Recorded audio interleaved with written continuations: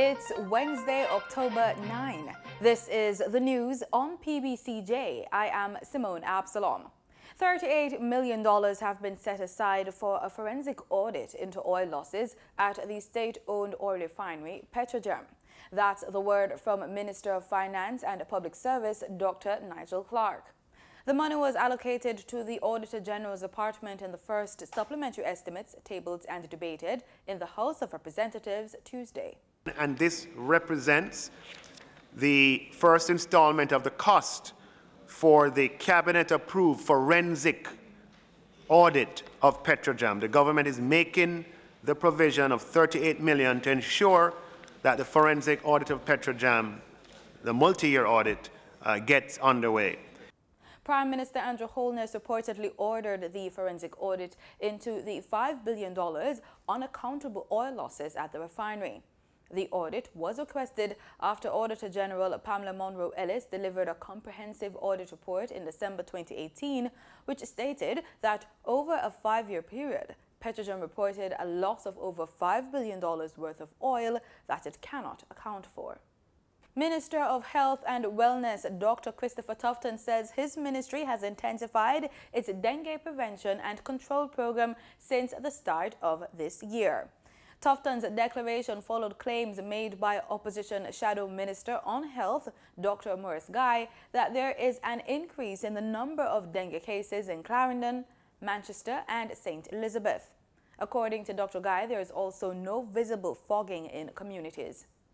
Mr. Speaker, the ministry current response to the outbreak is a multi-pronged approach, which includes coordination of the response, vector control measures, enhanced surveillance, public relations and education, case management, a multi-sector response, collaboration with PAHO, as said earlier, and the provision of additional funding to ensure that we have this multi-agency collaboration. Dr. Tufton said in addition to intensifying dengue prevention and control activities, the ministry has activated its National Emergency Operations Center to coordinate and report on response activities relating to the increasing numbers of dengue cases. Dr. Guy believes that the measures are not effective. When you find that even on social media, relatives of a doctor are asking people to come and donate blood because he's in hospital and need blood because his platelet count is low as a consequence of dengue, you recognize that things are not right in this country. It's not the first time. Dr. Tufton said the ministry continues in its vigilance to keep the public safe from vector-borne diseases, including dengue. It continues to be vigilant in its efforts to keep the public safe from vector-borne diseases, including dengue. Annually, October to January is a period where there is increased activity. The importation of banana, plantains, and other relatives of the plant family in Jamaica has been restricted. Jamaica is on high alert for the tropical race 4, TR4 disease, previously called Panama disease, which attacks the crops. Minister of Agriculture and Fisheries, Audley Shaw, says the disease is not in Jamaica. He noted that the Plant Quarantine and Produce Inspection Branch, as well as the Banana Board and other relevant stakeholders, have implemented preventative initiatives to safeguard the Jamaica banana industry. In most varieties are wilting and a light yellow coloring of the lower leaves of the banana trees. The leaves eventually turn a bright yellow color with dead leaf margins. As the disease advances, more of the leaves become yellow and the leaves die. Those are just some of the early signs. Agriculture Minister Audley Shaw says TR4 is one of the 10 most notable diseases in the history of agriculture. The TR4 pathogen is resistant to fungicides, and until now, its control is limited to phytosanitary measures. Minister Shaw said banana and plantain producing nations of Latin America and the Caribbean, including Jamaica, are accelerating the agreed action plan for the prevention of the disease in the respective territories. This after 150,000 hectares of banana and plantains were destroyed in Colombia in an effort to contain it. The government plans to table legislation in Parliament regarding anti-money laundering and counter-financing of terrorism to meet international standards. Finance Minister Dr. Nigel Clark says legislation to be tabled by the end of this calendar year includes amendments to the Proceeds of Crime Act, POCA, and regulations to provide for simplified risk-based due diligence measures for dealing with high-risk countries. Speaking at the recent 8th Annual Anti-Money Laundering Counter-Financing of Terrorism Conference, Dr. Clark said, quote, "With the revised POCA that we expect to table in Parliament, that will take a risk-based approach to due diligence and to know your customer regulations, so persons who are low risk should find it easier to open, operate, and maintain bank accounts." End quote. The minister added that amendments are also being made to the Terrorist Prevention Act and regulations, which will target financial sanctions, foreign terrorist fighters, and procedures to ensure Jamaica compliance with the UN Security Council designations.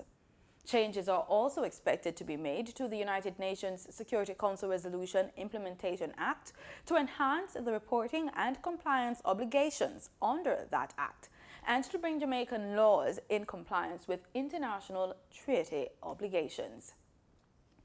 Regulations are being considered to make it mandatory for Jamaicans to store their garbage in receptacles. That proposal has been made by the National Solid Waste Management Authority, the NSWMA. This proposal has already been submitted to the Office of the Chief Parliamentary Counsel, and Legal Director at the NSWMA, Gail Mitchell, noted that once passed, fines will be levied against persons in breach. The aim is to get Jamaicans to adopt the habit of properly disposing and separating their waste. The NSWMA head said the separation of waste is also something they're lobbying for and are hoping will take effect by 2024. Simeon Sutherland, who is charged with the murder of late Member of Parliament Dr. Linvale Bloomfield, is scheduled to stand trial later this month. The matter was called up in the Portland Parish Court last week. A trial date was set for October 28. Bloomfield, who was the Member of Parliament for Portland Eastern at the time of his death, was found dead at his house in Paisley Gardens, Portland, on February 2. He had multiple stab wounds.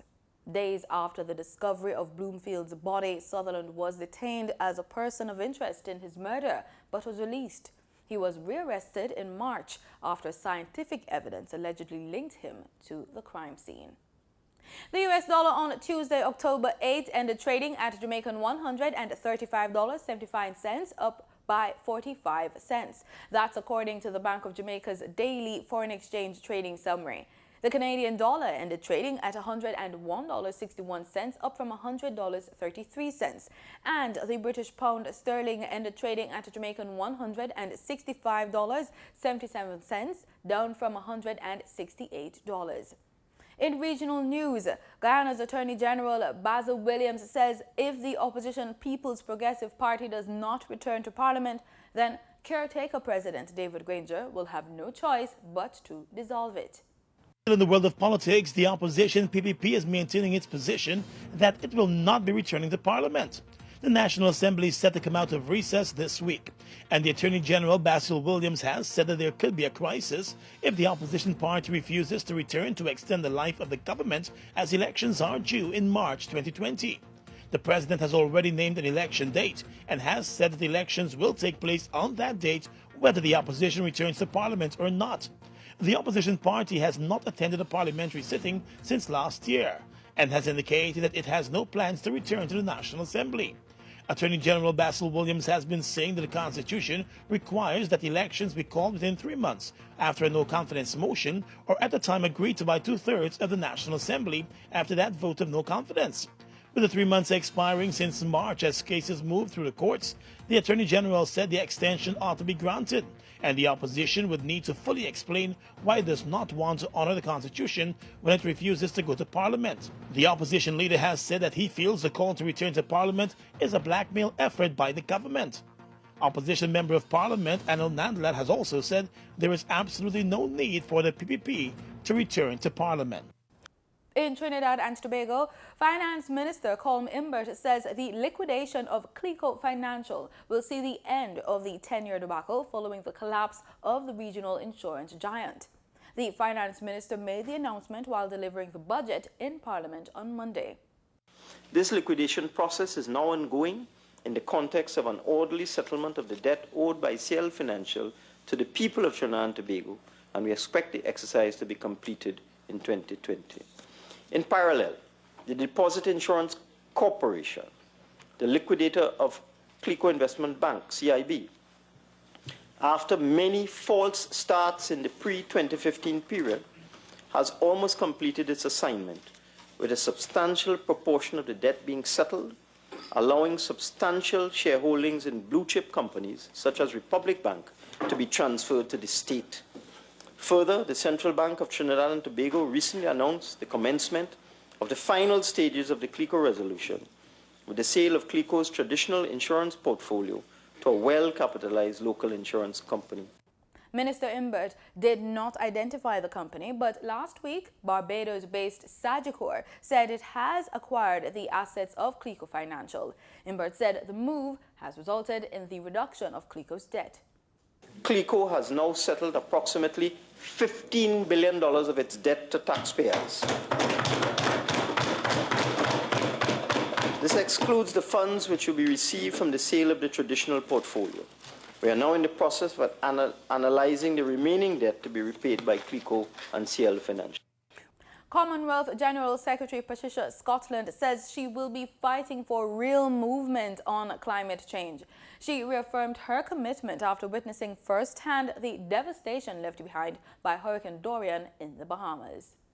We have spoken for so long about the existential threat that this climate crisis presents to small, vulnerable island states and to the least developed. But this is the evidence, if we needed further evidence, as to the utter devastation that it is, which is produced in order to evidence that existential threat. This is a moment where the world needs to stop and understand that change has to happen. And in sports, Jamaican sprinter Shericka Jackson says she is happy with the 3 medals she won at the 2019 IAAF World Championships in Doha, Qatar. As an additional bonus, she won the most medals out of all the athletes on her team. But Jackson was more pleased with the way she performed at this year's championships compared to 2 years ago. She's quoted by the Jamaica Gleaner saying, "In 2017, I had to sit on the steps and wait to see if I made the semi-final. I made the final this time around, and I got a bronze medal and a personal best, so I am extremely grateful." End quote. Jackson ran a personal best of 49.47 seconds to claim bronze in the women's 400 meters final. She added another bronze to her collection in the women's 4x400 meters relay.